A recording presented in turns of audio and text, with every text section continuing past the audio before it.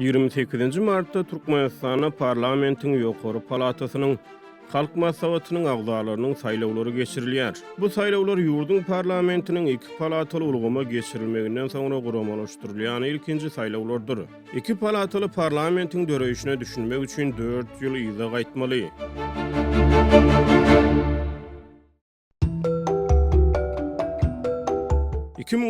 ýylyň oktýabryna geçirilen Ýaşular Maslahatynyň soňky mejlisine Türkmenistana Halk Maslahaty gaýtadan dikeldildi. Gurbanuly Berdimuhammedow häkimiýet başyna gelenden soňra ilki başda ýurdun ilkinji prezidenti Azat Adalga tarapyndan esaslandyrylan Halk Maslahatyny ýatyrdy. 2018-nji ýylyň sentýabryna täzeden dikeldilen Halk Maslahatynyň birinji mejlisi geçirildi. Halk Maslahatynyň 2019-njy ýylyň sentýabryna geçirilen ikinji mejlisine Berdimuhammedow ýurdun parlamentini iki palataly ulgama geçirmegi teklip etdi. Şondan soňra ýurtda ýörüýte topar konstitusiýa täze ýetgetmeleri we goşmaçylary girizmek boýunça kanun taslamasyny işläpdirdi. 2020-nji ýylyň sentýabryna geçirilen Halk Maslahatynyň 3-nji mejlisi bu ýetgetmeleri bir agzdan makullady we 2021-nji ýylyň mart aýynyň soňky ýekşenmesine täze Halk Maslahatynyň agzalarynyň saýlawlaryny geçirmegi kararlaşdyrdy.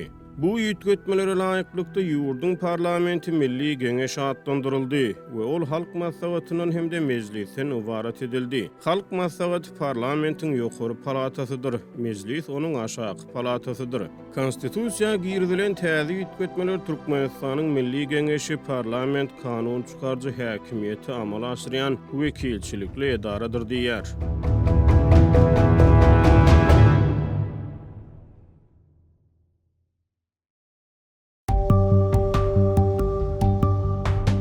Täze Halk Maslahatynyň 56 agzasy bolup, onuň üçin her vilayetden hemde Aşgabat şäherinden 8 agza, jemi 48 agza saýlanýar. Ýene 8 agza prezident tarapyndan bellenilýär.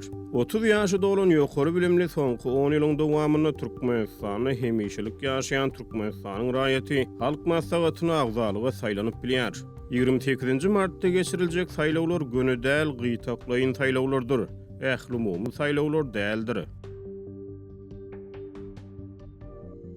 Gytaklaýyn saýlaw näme? Gytaklaýyn saýlawlara ýurtda ses bermäge hukugy bolan ähli raýatlar gatnaşmaýar. Türkmenistanyň Halk Maslahatynyň agzalygyna dalaşgärleri ýerli halk maslahatlarynyň agzalary tarapyndan ses berilýär.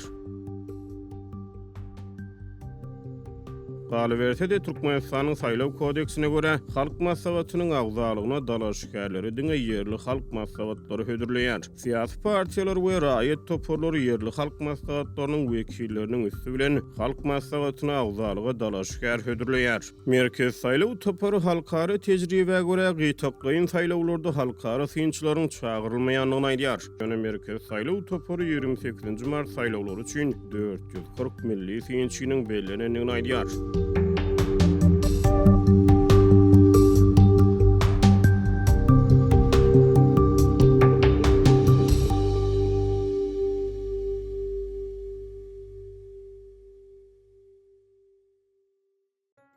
Parlamentiň ýokary palatasynyň agzalary her vilayetiň hemde Aşgabat şäheriniň ýerli halk maslahatlarynyň wekilleri tarapyndan saýlanýar. Ýurtda ýerli halk maslahatlarynyň wekilleri 2018-nji ýylyň martyna geçirilen ähli-umumy saýlawlarda saýlandy. Her vilayetiň hemde Aşgabat şäheriniň halk maslahatlaryna 40 agza saýlandy. Ýerli halk maslahatlaryna jemi 240 agza bar. Şol 240 wekil öz aralaryna gizlin ses bermek arkaly 28-nji martda Halk Maslahatynyň 48 agzasyny saýlar.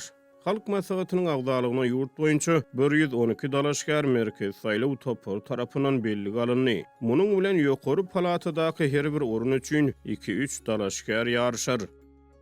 Saýlaw üçin bellenen saýlaw участоklary şulardyr: Aşgabat şäherine mekan köşkü,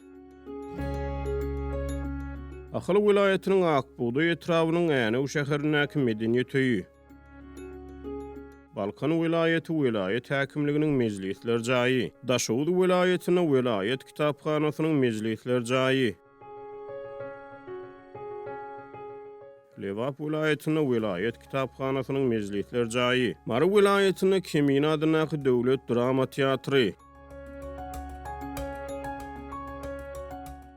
Türkmen parlamentiniň aşağı palatasynyň mejlisiniň deputatlary 2018-nji ýylyň martyna 5 ýyl möhlet bilen saýlany. Türkmenistanda şu wagda çelli geçirilen saýlawlaryň hiç gaýsy gönükdirilýär hökümetleri we demokratik guramalar tarapyndan erkin we adalatly saýlaw hasaplanmady.